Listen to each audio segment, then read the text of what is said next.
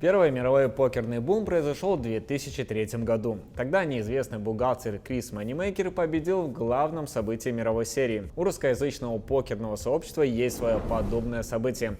Она не меньше, а может быть и больше, повлияла на карьеру сегодняшних мировых топов из стран СНГ. Речь о большом успехе молодого таланта Ивана Демидова. В 2008 году он взял второе место в мейн-ивенте в СОП. С вами Академия покера, и сегодня мы рассказываем об одном из самых известных и авторитетных российских игроков в истории. Не забудьте поставить видео лайк, жмите на подписку и колокольчик. Спасибо.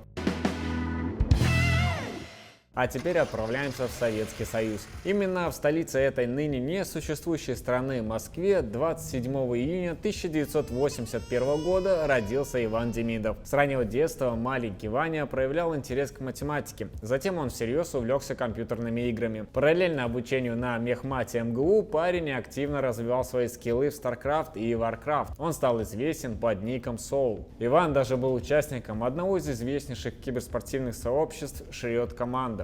Проводя долгие часы в StarCraft и Warcraft, Иван часто зарубался с одним опытным голландским игроком. Его имя история не сохранила. Два непримиримых врага в игре, они стали неплохо общаться вне матчей. Именно этот человек однажды рассказал Демидову, что параллельно играет в покер и очень неплохо на этом зарабатывает. Он не просто посоветовал Ване создать аккаунт на PokerStars, но и сам сделал туда первый депозит на $50. Впрочем, с первого раза отношения Ивана с Холдемом не сложились. Игра показалась ему скучной, и он на время оставил ее, вернувшись в StarCraft. Но в тот момент, когда Демидов окончил университет, уже многие известные киберспортсмены потянулись в покер и начали показывать хорошие результаты.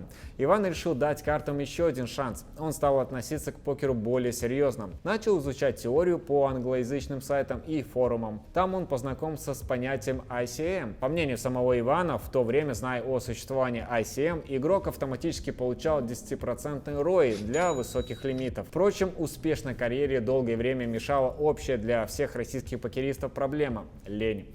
В те годы деньги в онлайн-покере доставались настолько легко, что мало кто видел смысл в дополнительных усилиях. В 2007 году Демидов много играет онлайн, совмещая турниры и кэш. Приблизительно в то же время он заманивает в покер еще одного коллегу по киберспорту – Асму. Тот довольно быстро поднимается до высоких лимитов и входит в команду известного в покерных кругах профессионала и бэкера Сергея Рыбаченко. В онлайн-покере он запомнился под ником Джипси. По инициативе Асмы проходит знакомство инвестора с Демидовым. Рыбаченко понимает потенциал Соула и предлагает ему контракт.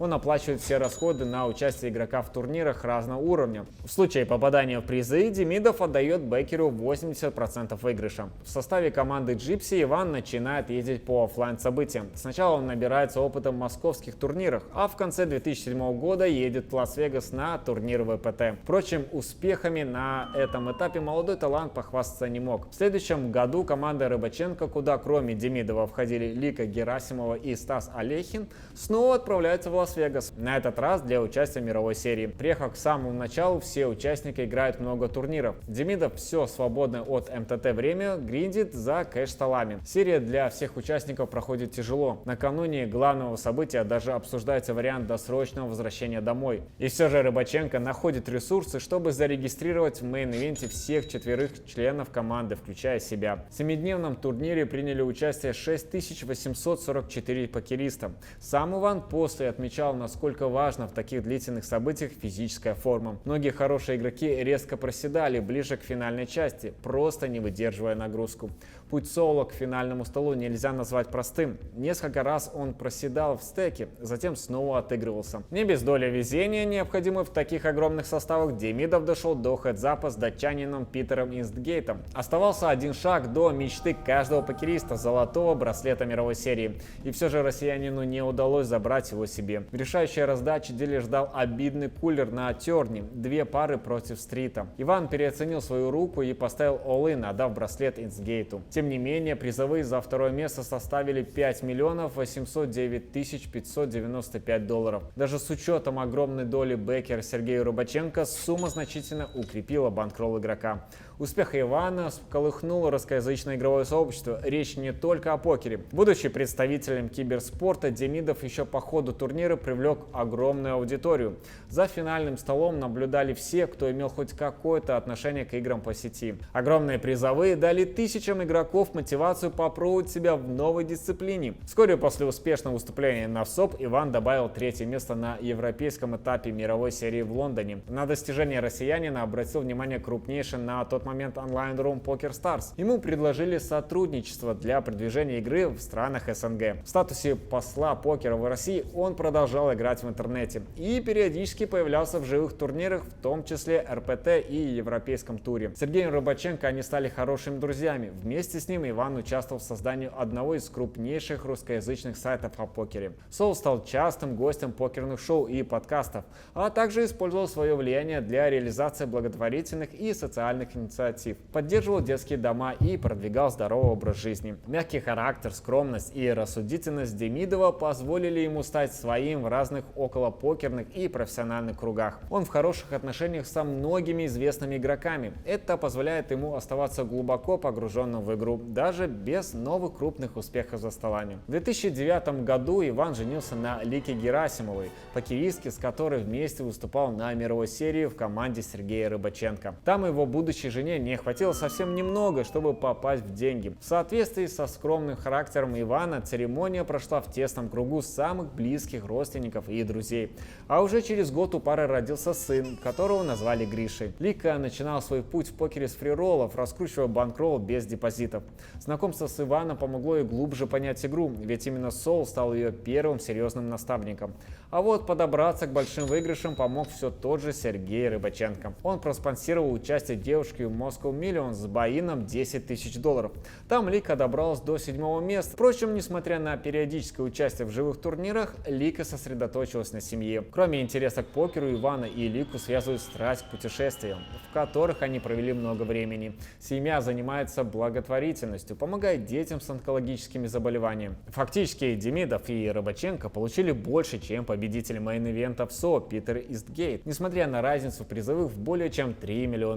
Дело в том, что налоговое законодательство родной страны датчанина обязало его отдать казне 75% от выигрыша. За свою жизнь Иван не прочел ни одной книги по покеру. С самого начала он обучался в процессе игры. Демидов стал первым в истории покеристом в один год попавшим за 2 финальных стола главного события мировой серии. Суммарные призовые в 2008 году составили почти $6,5 миллионов. По итогам успешного года Иван признан лучшим спортсменом России по версии телеканала «Спорт». Это, впрочем, не спасло покер от сложных отношений с законодательством РФ в будущем. Покерная карьера Ивана Демидова оказалась очень короткой. Яркая вспышка в 2008 году – вершина его достижений. Но, видимо, это не расстраивает Ивана. Он сумел добиться всего, что хотел получить от игры. Демидов до сих пор остается одним из известнейших российских игроков всех времен. Его авторитет, философское отношение к жизни, деньгам и успехам делают его лидером мнений для большой части русскоязычного покерного сообщества. Сам Иван считает себя счастливым человеком. Это чувство главное, к чему стремится каждый покерист, оценивая перспективы в начале своей карьеры. Спасибо за просмотр. Надеемся, каждый нашел в этом видео что-то интересное. Кто-то почувствовал ностальгию, кто-то получил мотивацию, а кто-то узнал, с чего начался российский покерный бум. Поставьте лайк, подпишитесь на канал и нажмите на колокольчик, чтобы не пропустить следующие интересные видео. И пишите в комментариях, о ком бы вы хотели услышать в следующих роликах. На канале уже есть биографии и других известных покеристов: Фила Айви, Никиты Бодяковского, Фила Хельмута, Али Мсировича и легендарного Дойла Брансона. Рекомендую. А на этом все. Всем пока-пока.